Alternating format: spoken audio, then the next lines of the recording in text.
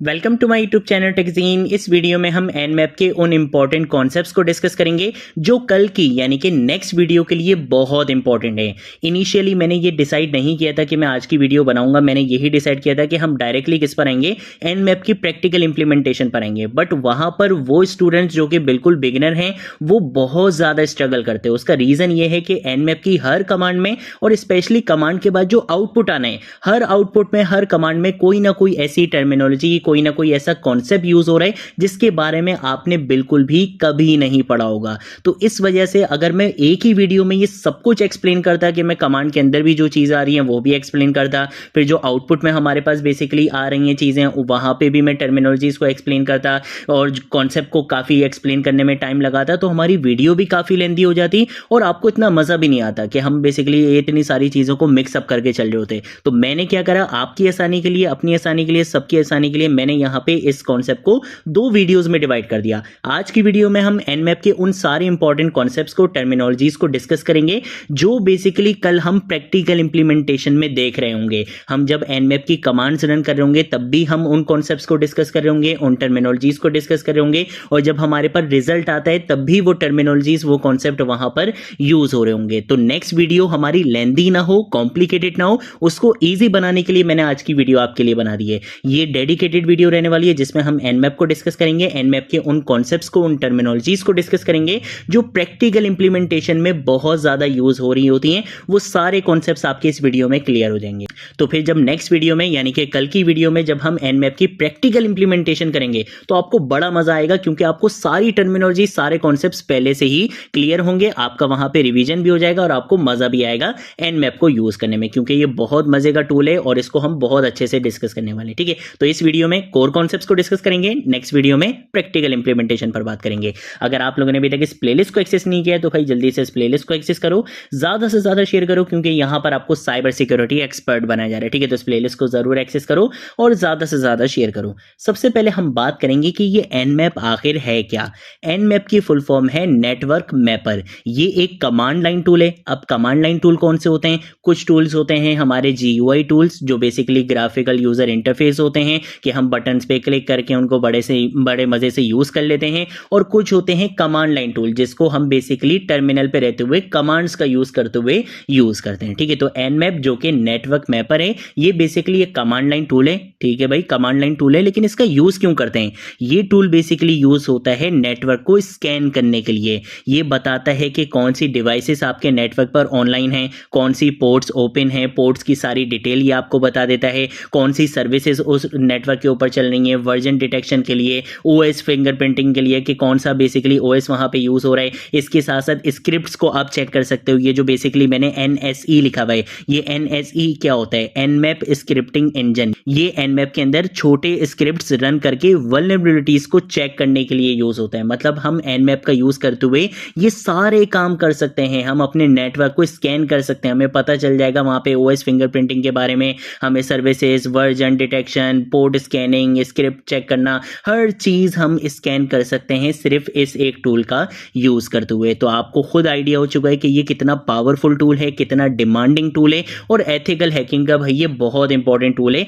Security experts और admin इसका use करते हैं सिस्टम को चेक करने के लिए। ठीक है, तो ये बेसिकली हमारे पास कॉन्सेप्ट हो गया एनमैप का। अब कुछ टर्मिनोलॉजीज हैं, कुछ कॉन्सेप्ट्स हैं, उनको हम जरा डिस्कस करते हैं। सबसे पहले हम बात करेंगे होस्ट डिस्कवरी के बारे में। जब कल हम कमांड्स पर आएंगे तब आपको एक कॉन्सेप्ट, एक टर्मिनोलॉजी यूज होते हुए मिलेगी और वो है होस्ट डिस्कवरी।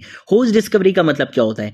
होस्ट डिस्कवरी का मतलब ये होता है कि कौन से कंप्यूटर्स, या आप कह सकते हो कि कौन से सर्वर्स बेसिकली ऑनलाइन है। ये बेसिकली हमारा पार्ट होता है होस्ट डिस्कवरी का। नॉर्मली बेसिकली हम क्या करते हैं, पिंग भेजते हैं। अगर रिप्लाई आ गया इसका मतलब है कि होस्ट अप है, अगर रिप्लाई नहीं आया तो होस्ट डाउन है, या ये समझा जाता है कि बेसिकली फायरवॉल ब्लॉक कर रहा है। ठीक है, अगर पिंग ब्लॉक होती है तो हम -PN का यूज करते हुए फोर्सफुली होस्ट को अप करके ट्रीट कर सकते हैं। ठीक है, तो ये चीजें बेसिकली हम कल अच्छे से डिस्कस करेंगे, बट ये चीज आपको पता होनी चाहिए कि होस्ट डिस्कवरी का मतलब क्या है। जब मैं इस टर्मिनोलॉजी को कल यूज करूंगा तो होस्ट डिस्कवरी का मतलब ये है कि हम बेसिकली होस्ट को चेक करेंगे कि वो कंप्यूटर, वो सर्वर बेसिकली ऑनलाइन है या नहीं। अगर रिप्लाई आ गया तो इसका मतलब है होस्ट अप है, जिंदा है भाई वो। अगर रिप्लाई नहीं आया तो होस्ट मतलब डाउन है। ठीक है, तो ये बेसिकली हमारे पास क्या कॉन्सेप्ट होता है, होस्ट डिस्कवरी का कॉन्सेप्ट होता है। देन उसके बाद अगर हम बात करते हैं पोर्ट की, तो पोर्ट से पहले आपको आईपी के बारे में पता होना चाहिए। अब कुछ ऐसी टर्मिनोलॉजीज होंगी जो हमने बहुत पहले ही डिस्कस कर ली थी। कब डिस्कस करनी थी? जब मैंने आपको नेटवर्किंग के कॉन्सेप्ट्स के बारे में बताया था, जैसे टीसीपी, यूडीपी, आईपी, ये सारी चीजें हमने इस वीडियो में बहुत अच्छे से डिस्कस कर ली थी। ठीक है, तो अगर मैं बात करता हूं पोर्ट की, पोर्ट से पहले आपको पता होना चाहिए आईपी। आईपी का मतलब इंटरनेट प्रोटोकॉल। इंटरनेट प्रोटोकॉल का मतलब कि जब भी हम किसी भी वेबसाइट को एक्सेस कर रहे होते हैं तो हमारी जो डिवाइस होती है उसको इंटरनेट पर आइडेंटिफाई करने के लिए एक नंबर होता है, वो बेसिकली क्या होता है, आपका आईपी एड्रेस होता है। ठीक है, वो नंबर तो नहीं बोलेंगे, खैर उसको आईपी एड्रेस बोलेंगे। वो बेसिकली क्या होता है, आपका आईपी एड्रेस होता है। जैसे आपके घर का एक एड्रेस होता है, सेम ऐसे ही आपकी डिवाइस का भी एक एड्रेस होता है, जिसे हम क्या कहते हैं, आईपी एड्रेस कहते हैं, इंटरनेट प्रोटोकॉल कहते हैं। ठीक है, लेकिन अगर मैं बात करता हूं पोर्ट की, अब उस आईपी के ऊपर कौन कौन सी सर्विसेज चल रही हैं वो बेसिकली बताता है पोर्ट। ठीक है, पोर्ट को आप कह सकते हो कि ये बेसिकली आपके डोर नंबर होता है। जैसे आईपी के बारे में हमने बात करी कि वो घर का एड्रेस है, सेम ऐसे ही पोर्ट बेसिकली क्या होता है, एक नंबर होता है। आप इसको कह सकते हो कि ये आपके घर के दरवाजे का नंबर है। ठीक है, अगर मैं बात करता हूं पोर्ट की, पोर्ट एक नंबर है जो सर्विस को आइडेंटिफाई करता है। किसको आइडेंटिफाई करता है? सर्विस को आइडेंटिफाई करता है। जैसे घर के एड्रेस को हम आईपी एड्रेस कहते हैं, सेम ऐसे ही घर के दरवाजे को हम पोर्ट नंबर कहते हैं। इसकी रेंज होती है ये 0 से 65535, ये बेसिकली क्या होती है, इसकी रेंज होती है। जैसे आपने सुना होगा कि भाई पोर्ट 80 बेसिकली किसका होता है, HTTP का होता है। सेम ऐसे ही SSH का 22 पोर्ट होता है। सेम ऐसे ही 443 बेसिकली HTTPS जो कि सिक्योर वेब होता है, उसका पोर्ट नंबर होता है। तो ये कुछ डिफॉल्ट पोर्ट्स होते हैं जो असाइन हुए हुए होते हैं। ठीक है, तो ये बेसिकली हमारे पास क्या होता है, पोर्ट का कॉन्सेप्ट होता है। ये बेसिकली क्या होते हैं, पोर्ट होते हैं।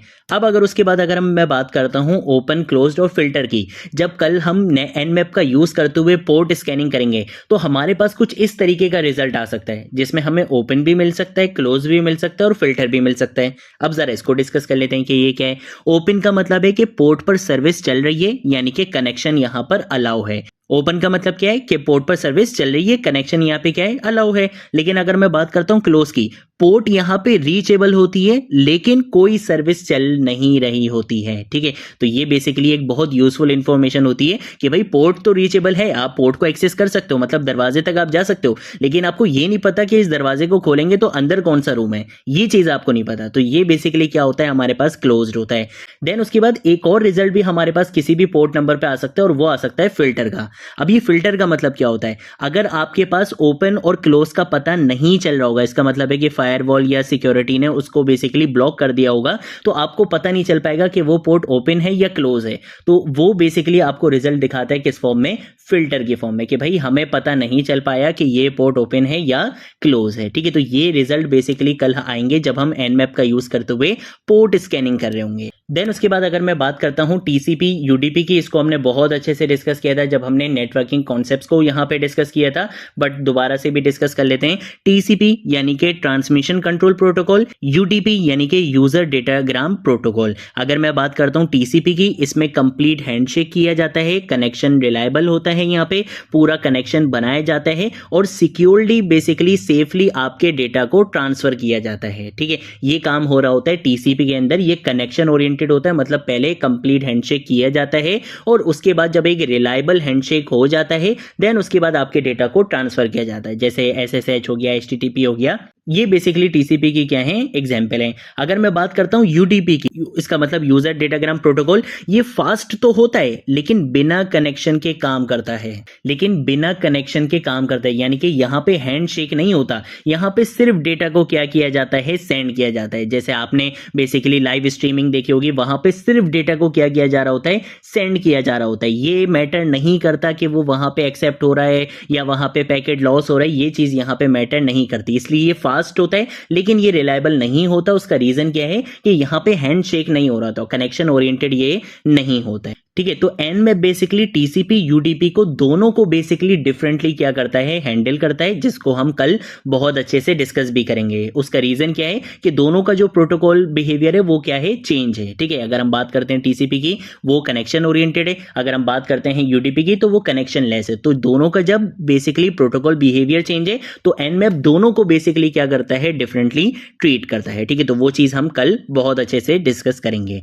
देन उसके बाद मैं बात करता हूं स्कैन टाइप्स की, ये चीज़ बहुत ज़्यादा इंपॉर्टेंट है और इसी में आपने कल कंफ्यूज होना था बहुत ज़्यादा अगर मैं डायरेक्टली आपको प्रैक्टिकल इंप्लीमेंटेशन पढ़ लिया था। सबसे पहले हम बात करेंगे -ST के बारे में। ये हम कल कमांड्स में क्या कर रहे होंगे, यूज़ कर रहे होंगे। अब वहाँ पे मैं आपको बताने लग जाता कनेक्ट स्कैन क्या होता है, सिन स्कैन क्या होता है, टीसीपी एक्नॉलेज स्कैन क्या होता है, यूटीपी स्कैन क्या होता है, तो बहुत ज़्यादा टाइम लगता और आपका इंटरेस्ट भी इतना नहीं बन पाता। ठीक है, तो अब हम यहाँ पे ज़रा डिस्कस करते हैं। जब कल हम कमांड्स में यूज़ कर रहे होंगे -ST, इसका मतलब होता है कनेक्ट स्कैन, यानी कि नॉर्मल फुल कनेक्शन बनता है, ईजी होता है, बट लॉग्स में यहाँ पे दिखाया जाता है, यानी कि यहाँ पे कंप्लीटली क्या हो रहा होता है, फुल कनेक्शन बनाया जाता है, हैंडशेक यहाँ पे किया जाता है। लेकिन अगर मैं बात करता हूं सिन स्कैन की, यानी कि -SS के बारे में अगर मैं बात करता हूं, कल जब मैं कमांड्स में इसको यूज करूंगा तो उसका मतलब होगा हाफ ओपन स्कैन, यानी कि सिर्फ सिंक्रोनाइजेशन भेजा जाएगा, फास्ट होगा, लेकिन ये कंप्लीट हैंडशेक नहीं होता है। इसका मतलब है कि ये हैंडशेक नहीं करता, बल्कि ये क्या करेगा, डायरेक्टली चीजों को स्कैन करना स्टार्ट कर देगा। ठीक है, ये बेसिकली क्या होता है, सिंक्रोनाइजेशन स्कैन होता है। ये जो SYN लिखा हुआ है इसका मतलब है सिंक्रोनाइजेशन। ये बेसिकली क्या होता है, ये पहला पैकेट भेजेगा टारगेट पे और चेक करेगा कि टारगेट अलाइव है या नहीं, लेकिन उसका एक्नॉलेज आने का ये वेट नहीं करेगा। अगर मैं बात करता हूं यहाँ पे TCP एक्नॉलेज स्कैन की -SA की, तो ये बेसिकली क्या करता है, फायरवॉल रूल्स को टेस्ट करने के लिए यूज होता है। अगर मैं बात करता हूं UDP स्कैन की, यानी कि -SU की, तो ये बेसिकली UDP पोर्ट्स को चेक करने के लिए यूज होता है। ये स्लो होता है, थोड़ा सा टफ होता है। अगर मैं बात करता हूं वर्जन डिटेक्ट की, तो उसके लिए हम -SV का यूज करते हैं, जो सर्विस के नाम और वर्जन को चेक करता है। जैसे अगर अपाची के ऊपर आप ट्राई कर रहे हो तो ये अपाची का नाम बताएगा, उसका वर्जन बताएगा, ये सारी चीजें। वर्जन डिटेक्ट करने के लिए हम किसका यूज करेंगे, -SV का यूज करेंगे। इसके साथ साथ अगर आपने OS को डिटेक्ट करना है तो उसके लिए आप -O का यूज करोगे। ये OS को गैस करता है, यानी कि लिनक्स है या विंडोज है, ये आपको चीजें यहाँ पे पता चल जाती हैं। इसके साथ साथ आपके पास टाइमिंग टेम्पलेट्स भी होते हैं Nmap में, यानी कि टाइमिंग टेम्पलेट्स का मतलब क्या है कि स्कैन की स्पीड को भी आप कंट्रोल कर सकते हो कि भाई कितना फास्ट स्कैन करना है, कितना स्लो आपने स्कैन करना है। T0 का मतलब बहुत स्लो, T3 का मतलब थोड़ा नॉर्मल, T4 का मतलब फास्ट है। ठीक है, मोस्टली इसका यूज करते हैं। T5 का मतलब बहुत फास्ट होता है, काफी नॉइजी होता है, एग्रेसिव स्कैन होता है ये। ठीक है, तो इसको भी हम जो है वो कल बहुत अच्छे से डिस्कस करेंगे कि टाइमिंग टेम्पलेट्स बेसिकली क्या होते हैं। इसके साथ साथ अगर मैं बात करता हूं आउटपुट फॉर्मेट्स की, तो आउटपुट फॉर्मेट्स में भी हमारे पास मल्टीपल चीजें होती हैं। क्या अगर आपको बेसिकली इन सारी चीजों का जो आपने बेसिकली स्कैन किया है या Nmap का यूज करते हुए जो भी आपने बेसिकली काम किया है, अब उसको आप बेसिकली क्या करना चाहते हो, एक फाइल के अंदर एक रिपोर्ट फॉर्म में स्टोर करवाना चाहते हो। तो -ON का मतलब क्या है कि नॉर्मल टेक्स्ट फाइल के अंदर आपका सारा बेसिकली रिपोर्ट बनकर आ जाएगी। -OX का मतलब क्या है कि एक XML फाइल बनकर आ जाएगी जो मशीन्स के लिए होती है बेसिकली। -OG का मतलब क्या है कि ये ग्रैपेबल फॉर्मेट में होता है, यानी कि सर्च करना अगर आपको पड़े उस फाइल के अंदर तो वो बहुत ईजी हो जाता है। और -OA जो कि सबसे ज्यादा यूज भी होता है, ये सब फॉर्मेट्स के साथ सेव कर देगा। मतलब मैं चाहता हूं कि भाई इन सारे फॉर्मेट्स के साथ सेव कर दो, तो मुझे अलग अलग लिखने की जरूरत नहीं है, बल्कि मैं क्या लिखूंगा, अपनी कमांड के साथ -OA लिखूंगा, तो ये सारे फॉर्मेट्स में क्या कर देगा, मेरी रिपोर्ट को सेव कर देगा। तो ये बेसिकली क्या होते हैं, कुछ स्कैन टाइप्स होती हैं जिसको हम कल बहुत अच्छे से डिस्कस करने वाले हैं। ठीक है, स्टिल अगर कोई चीज समझ में नहीं आई तो कोई प्रॉब्लम वाली बात नहीं है। कल जब हम प्रैक्टिकल इंप्लीमेंटेशन के साथ काम कर रहे होंगे और जब आपको आउटपुट आते आते देखेगा, तब आपके कॉन्सेप्ट्स और ज्यादा क्लियर हो जाएंगे। ठीक है, अगर कोई चीज नहीं समझ आए नीचे कमेंट सेक्शन में पूछ लेना, सोशल मीडिया अकाउंट्स में पूछ लेना, मैं जरूर आप लोगों को रिस्पॉन्ड करूंगा। नेक्स्ट वीडियो में Nmap की प्रैक्टिकल इंप्लीमेंटेशन करेंगे, बड़ा मजा आने वाला है। ठीक है, आज की वीडियो के लिए इतना ही, अब मिलेंगे नेक्स्ट वीडियो में नेक्स्ट टॉपिक के साथ। तब तक के लिए बाय बाय।